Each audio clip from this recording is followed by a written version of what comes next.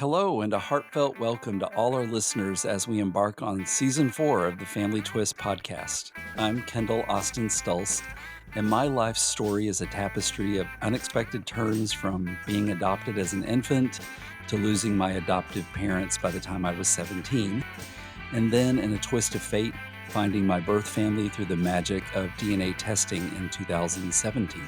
And I'm Corey Stolz, Kendall's partner on this life adventure. When we uncovered his paternal birth family's roots on the East Coast, I knew our next chapter was calling us there to mend the missing pieces of Kendall's heart with the love of newfound relatives. Our podcast began as a single thread, a narrative of my own, but it is woven into a vibrant quilt of stories celebrating the complexities of DNA surprises, adoption, donor conception, NPEs, not parent expected, surrogacy, and the myriad ways families come together. We've been welcomed into an incredible community with each guest sharing their own family twist. And through it all, we found strength in each other. Thank you for letting us share our passion and these remarkable stories with you. The bonds we formed with you, our listeners, and the stories you've shared have only deepened our commitment to this journey. Family Twist isn't just a podcast, it's a celebration of the unexpected ties that bind us all. Thank you for joining us on this fantastic ride. Today, we're diving back into a topic that's both fascinating and deeply personal for us and many of our guests and listeners: DNA surprises.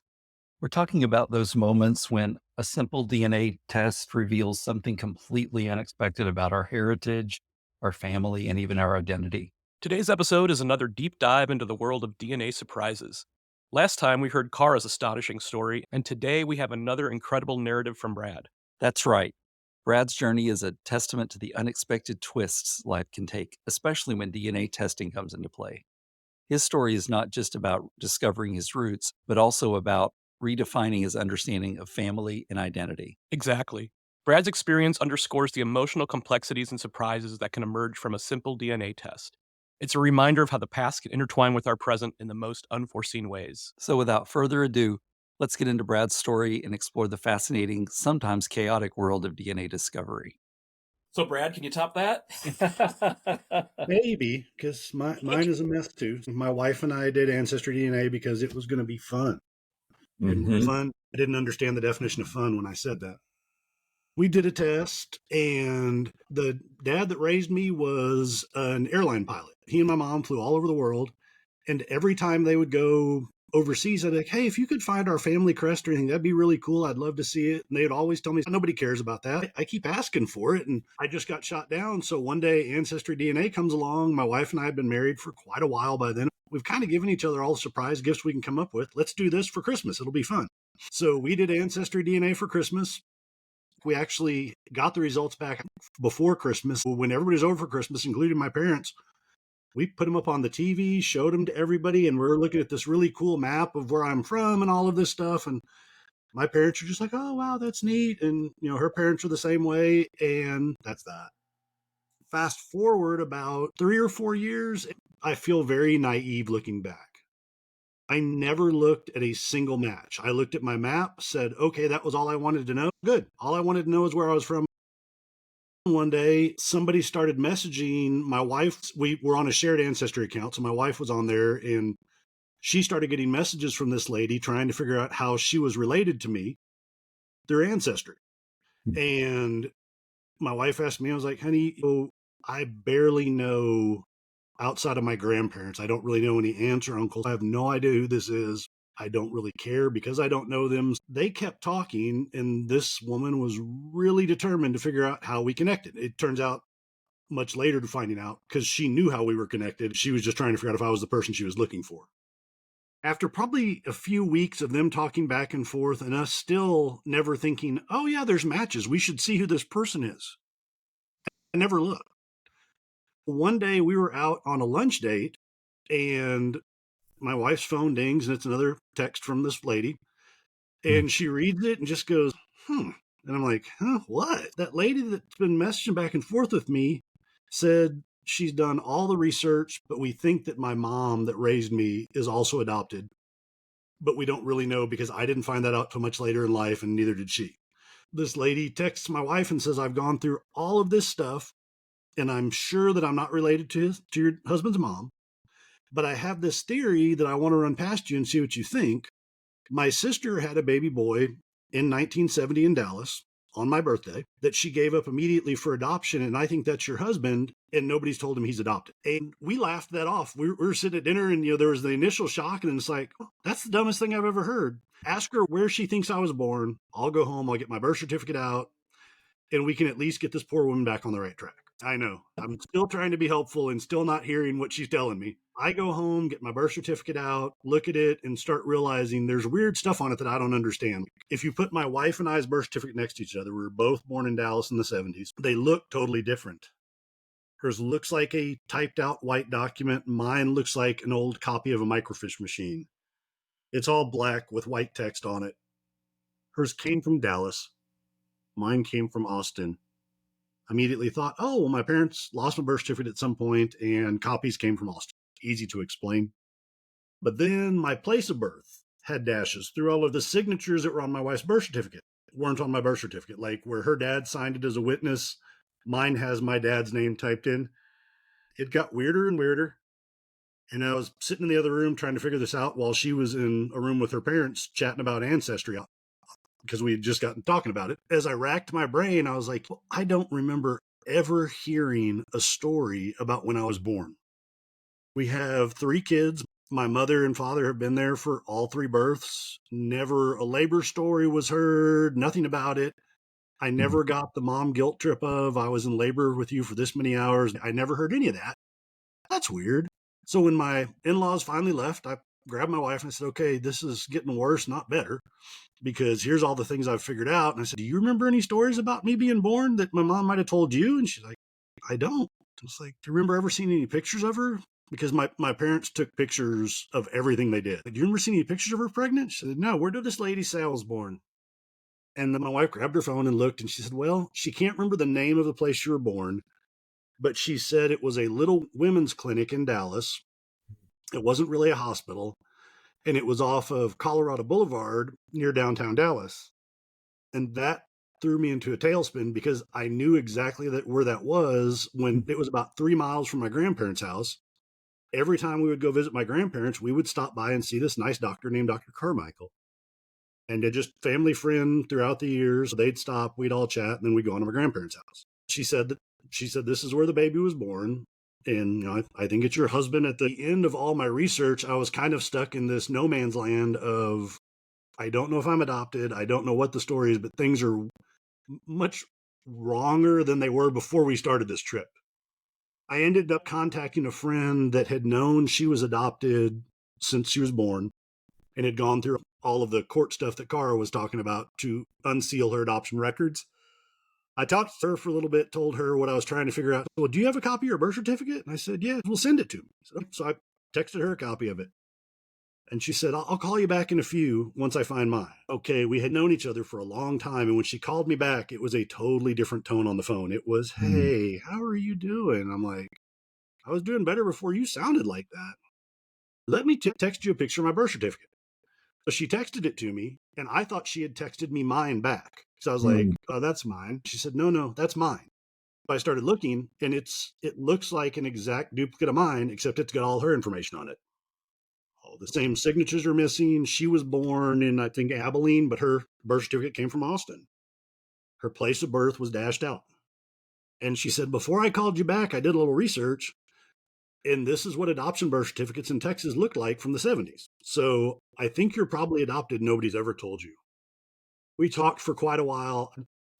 I really did not want to call my parents and say, hey, did y'all adopt me? And never tell me that. That was the one thing I didn't want to do. Right. It sounded like a horrible idea. There's got to be a different way to find out. And the more we talked, the more she convinced me that there just wasn't. To get anything unsealed in Texas then, because this was 2019 and a little bit has changed, not much since then. But you go before the court that approved your adoption, and the judge has the right to give you your records or not give you your records. And once they decide, you're done. So if they say no, there's no more recourse. You just kind of go, well, I'll never know. And to get your adoption records, you have to be able to tell them who your mother was, who your father was. I don't know. All I know is I have this birth certificate that's messed up, and I don't know who should be on. So she convinced me to talk to my parents. So I came up with this wonderful master plan to call my dad. My dad and I talked a lot more than my mom and I. My mom and I have always had kind of a complicated relationship, and he and I were pretty close and we talked a lot. It's not weird to call dad and say, hey, I want to talk to you sometime, just you. Let's meet, have coffee, have a beer, no big deal. I was at work when I made the call because he never answered his cell phone. And I'm like, I'll call his cell phone, leave a message, he'll call me back. No, he answered his cell phone. And I find myself on the phone with my dad going, hey, how's it going? We hadn't seen each other for a few weeks. Why don't we go grab coffee or something? He's like, sure. Is it cool if you don't bring mom? There's some stuff I want to talk to you about. What are we going to talk about? Oh, and I was wow. like, nothing that's that important. I tried to do the laundry list. I don't need money. Nobody's sick. Pam and I are doing fine in our relationship. Nothing is wrong, which, total lie, but nothing is wrong. Just want to chat. Okay, great. But why? And I would tell you that I circled this drain for 30 minutes. It was probably more like a minute, but it felt like forever. And the more I tried to convince him, the more he didn't listen. So finally, I said, Dad, do you understand I'm trying not to talk with you about something on the phone? He goes, I do. I get it. I said, and you don't seem to be interested in that. No, I want to know why we're going to talk. So I took a deep breath and I said, okay, well, and I still thought maybe I can get him off of wanting to talk to me if I say the right thing. So I said, well, you remember that Pam and I did ancestries? Oh, yeah. I said, and, you told me that mom might be adopted. Yeah. Well, we thought we might have found someone that was related to mom biologically. He's like, oh, wow, that's amazing. I said, yeah, but turns out that's not what it is. Okay, what is it? I said, well, this lady's contacted us and she told us that she thinks I'm her sister's son and that y'all adopted me and never told me. And all I got back to that was, huh, in dead silence on the phone, which was all I needed to hear because I was looking for this woman is crazy, stay away from her, avoid her. And all I got was, huh, and some fingers drumming on what I later found out was his steering wheel because he was in the car running to the store when I called. And we sat there really awkward for, just a few seconds probably. And I finally said, Dad, I'm not trying to be a pain in the ass, and this is awful. I already know the answer by the way you reacted, and you're going to have to tell me just so it's real. And he said, well, Bradley, you're adopted, and we've been trying to figure out a way to tell you. Wow. I was 48 at this point. So, I mean, they'd been trying to figure it out for a long time. And that led me into finding out that my biological mother had died 19 years before I found out. My biological father was alive and was also the ex-husband of the aunt that contacted me on Ancestry. She knew my biological father very well, and he had been in Angola State Penitentiary in Louisiana since 1972 and was still there. I'm a police officer. Okay. So I immediately inherited a prisoner as my biological father. As a police officer, you probably know how to reach out to contact someone in prison. Have you gone that route? We have. Reaching out to somebody in Texas as a cop, not that hard. Reaching out to somebody in Louisiana that's in prison that I have no proof of how I know him, I didn't have a clue how to do that. If I had to talk to somebody in prison, I called the prison. I'm like, I need to talk to this guy. And they set that up. What I learned quickly is that you have email in prison now. So I could email him and talk to him that way. And that's how things started. I emailed him and he wasn't standoffish, but he wasn't ready to commit to, oh, yeah, you're my son. He goes, oh, yeah, I knew your mom. I was with your mom. I have no idea if I'm your father. I don't think I was the only person she was with. And he kind of left it at that. The aunt that found me sent me some pictures of him, and we look frighteningly alike. So I sent him a picture and said, here's a picture of me at about the same age as you. And I put them next to each other. And the next email I got back from him was, well, hey, son, it's good to meet you. And that threw me into a tailspin because I wasn't ready to hear that either. We probably didn't talk for like a month because I could not get my head wrapped around it. And then once we started talking again, we developed a really close relationship. It turns out that I have from him another half brother who's also a cop that lived about 40 minutes away from me.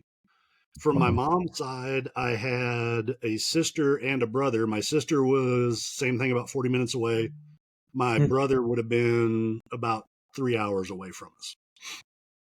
I met all of mom's biological side of the family pretty quickly because they were all excited to meet somebody from their long lost sister. I've had a good reunion, but still good reunions are really overwhelming. It was horribly overwhelming to meet all them because I had no siblings before this, so everybody's just a sister or brother now. I met my sister first with her then fiance, now husband, and we got to know each other, just fell in love with her. She's just a super cool girl. The next time we all got together, she's like, well, they're having a little Christmas get together at your cousin's house. Come to that and you can meet some more of the family. Yeah. Well, little to them was the entire extended family in the house. Wow. And I didn't know I was walking into that. So that was a bit of a shock, but worked my way through that. Did a lot of sitting quietly in a corner and just like, okay, let's see if I can just survive all of these people that I don't know. While all that was going on, I was emailing back and forth with my father and getting to know him slowly but surely. And the more I talked to him, the more I liked him. Lester Holt did a story on Angola State Penitentiary. Before I saw that story, when anybody asked me, I was like, I'm fine. I watched the Lester Holt 48-hour special, and I came completely off the rails. I don't know what it was. I think I liked the idea of I could kind of hold my father as a concept. I'd never spoken to him. I'd emailed him only. As a concept, that's pretty safe. We talk by email. I have pictures, but I don't have a real face I've seen. I don't have a voice I've heard. He's just a thing. The 48-hour special, after that, I didn't sleep for 3 days and thought, oh, I may not be as good as I thought I was.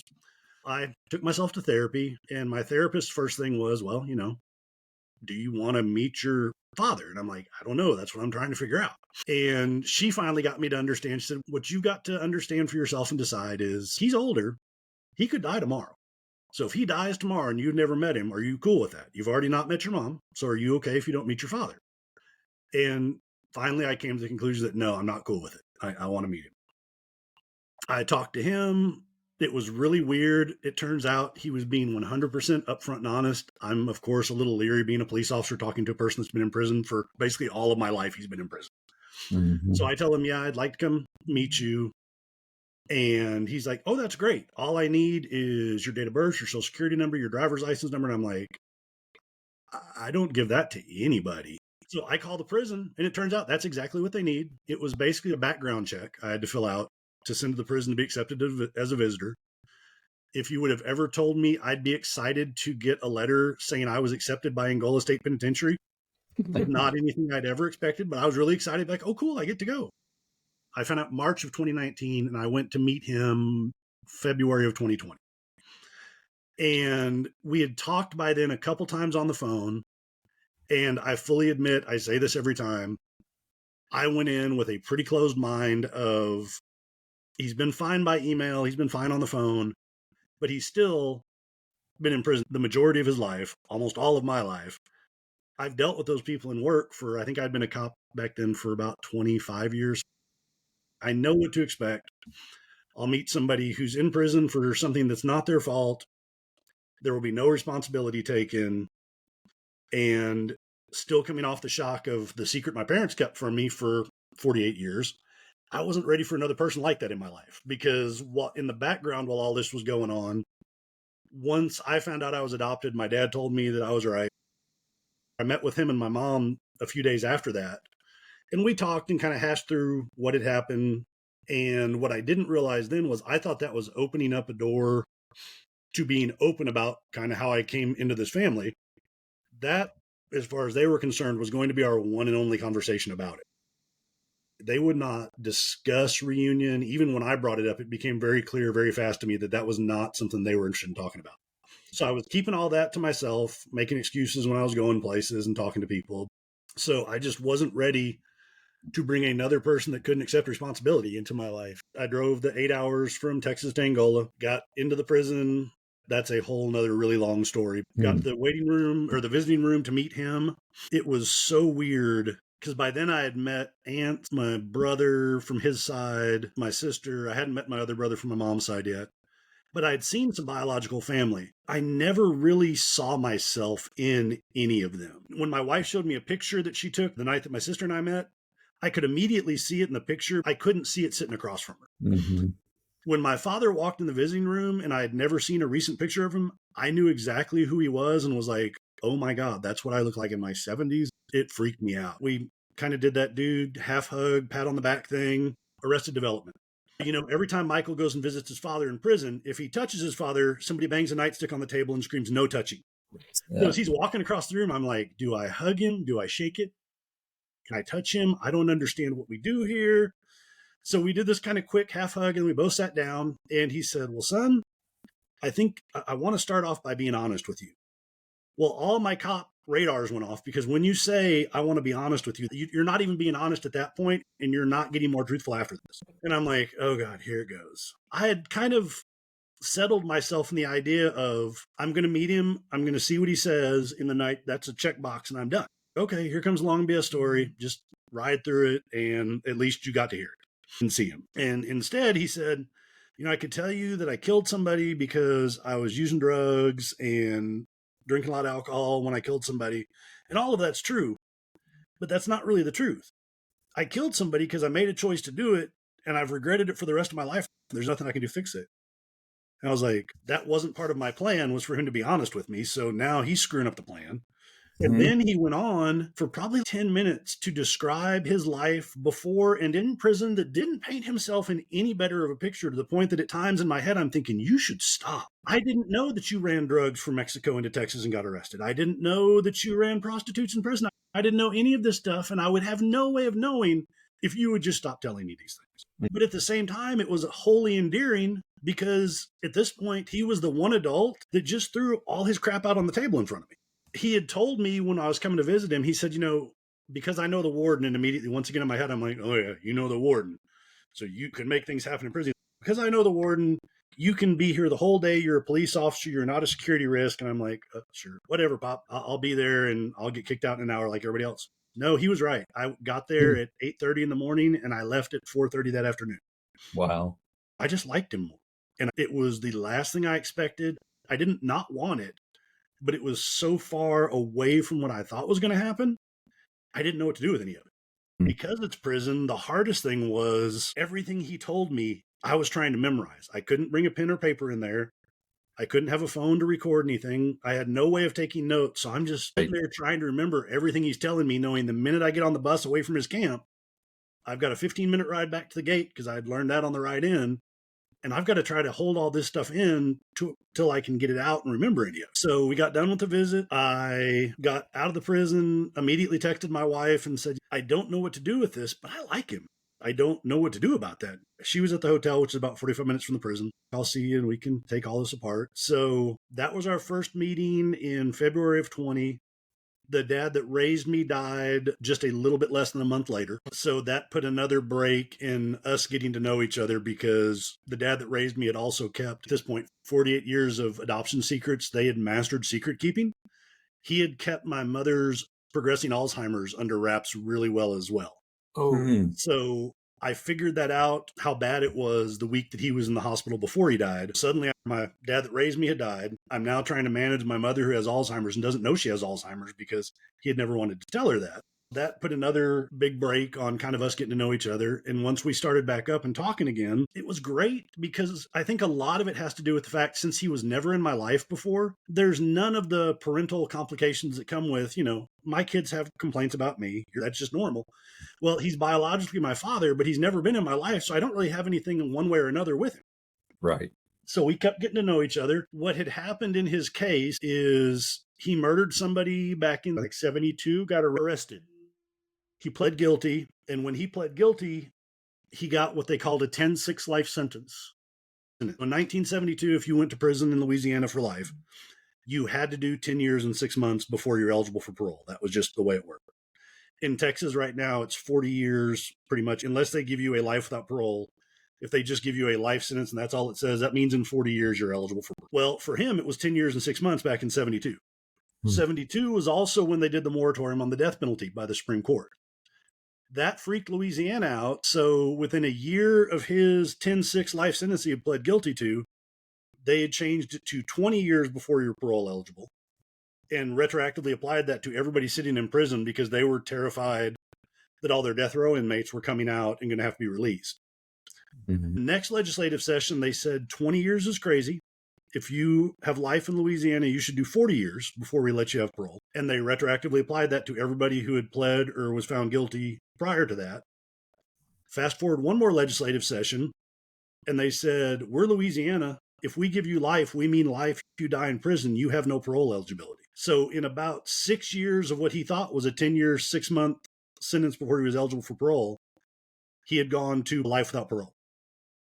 And when I met him, that's what he was doing, was he was serving life without parole. The only way he could change that, and he had gotten close a couple times, was he had to have a sentence commutation by the governor to any numbered sentence. And with any number attached to his life sentence, he's eligible for parole. He had had a couple that were approved that went to the governor's desk and just sat there and died on the governor's desk. The year after I met an attorney in New Orleans, the DA for New Orleans Parish, had recognized through a group called the Parole Project that I got to know in Louisiana, that there were about, back then, 50 of these 10-6 prisoners that were still in prison, that he said, that was wrong, that we took somebody's plea bargain or sentence and just retroactively changed it multiple times. We need to deal with the fact that we've not honored what we told these men we would do. So what he got approved as a bill was that if the DA's office that prosecuted you and the court that sentenced you could agree to a new sentence, they could resentence you and either make you parole eligible or just flat release you. So what he was doing was, from Orleans Parish, they would meet these guys and say, okay, we recognize you had a 10-6. How long have you been in prison? And the guy, okay, I've been in prison for 50 years and 6 months. And they're like, well, your new sentence is 50 years, 6 months and a day. You're being released tomorrow. Wow. So they were doing this for all these guys in Orleans Parish. My father was convicted out of Caddo Parish, and this was not a law requirement. It was a law of opportunity. You could do it if you wanted to, but there was no requirement to do it. I got to talking to my father and said, I think it'd be worth reaching out to Caddo Parish and seeing if they do this. And he said, well, if you're willing to do it, I'm certainly willing to have you try for me.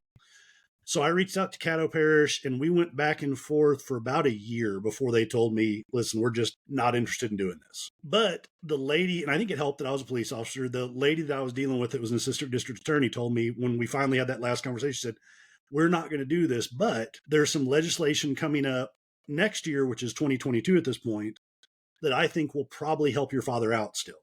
So we sat on our hands waiting to find out what it was. I eventually got a hold of the Parole Project again, who told me that what they had gotten a senator and a House rep interested in introducing was a bill that made every 10-6 prisoner eligible for parole immediately.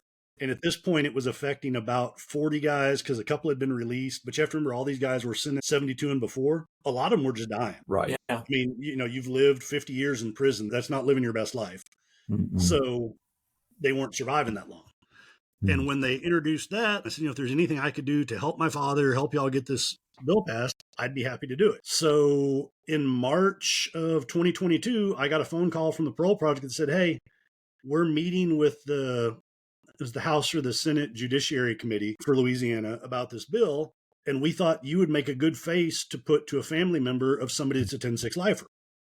Will you come testify? And I was like, I'd love to. Sure. We testified for, I think it was the Senate first. They passed it to their floor. The bill passed immediately on their floor. Then I got a second call, which was, hey, we're doing the same thing for the House. Can you come back and do this again? So I came back and testified for the House. It passed the House floor. And then I sat until August waiting for the governor to sign it. The governor signed the bill, and I called the guy from the Parole Project. And I said, I'm not trying to be greedy, but I've made several trips to Louisiana on my own dime helping y'all with this. What do you say you put my father at the front end of the parole docket? And he said, absolutely. Their goal was to have him as their first 10-6 parole hearing. They ended up having one guy before him just because they had a parole date open at a prison that he wasn't in, and they threw a guy in there. So November 16th, we had his first and only parole hearing in 2022, and he walked out the 17th. Wow. Wow. That's so cool. Wow. And now he lives about 40 minutes away from me, and we see each other every other week or so. Oh, good. Wow. Have your children gotten to know him too? They have. It was really funny. I wasn't sure how they were going to deal with that. Back when we found out, I had a 21-year-old, a 15-year-old, and about a 10-year-old. It was a lot for them to take in too, to tell them that, your grandparents are still your grandparents. However, there's this little other complicated thing that's happened here. We have a lot of new family. While all this was going on, COVID hit. prison visitation went away first. But when prison visitation went away, video visitation came around, and we started having weekly video visits. And one day when I was setting up a video visit, my middle kid came in and said, "Hey, could I meet him on videos? I don't have any expectation of you to do that, but if you want to, sure." She came in and talked to him for a little bit and then disappeared like kids do. And since then, they've all developed a relationship with him. He's gotten to know my wife, my kids. We celebrated his first birthday outside of prison week before last. Wow. Had our first Father's Day this year. It's cool. been an incredible, it's not been something I would sign up for necessarily, but overall it's been an incredible experience. Sure. Yeah. I mean, after getting your world rocked like that, at least you've got a happy ending to this. Wow, what a story. Brad's journey through adoption discovery and connecting with his biological family, including his father, is nothing short of remarkable. It really is. Brad's story highlights the roller coaster of emotions and the profound impact of uncovering hidden truths about our origins. It also shows how DNA testing can not only reveal our past, but also reshape our future and relationships. Absolutely. Stories like Brad's also bring to light the importance of openness and support in navigating these life-altering discoveries. It's a powerful reminder of the resilience of the human spirit in the face of unexpected. Definitely. And it's so heartening to hear about Brad's positive connections with his biological family, despite the initial shock and complexity of the situation. For sure. As we wrap today's episode, we hope Brad's story has inspired you, our listeners, to embrace the unexpected turns in your own family mysteries. And remember, every family has its twist. Stay curious, stay open, and who knows what incredible stories you might uncover.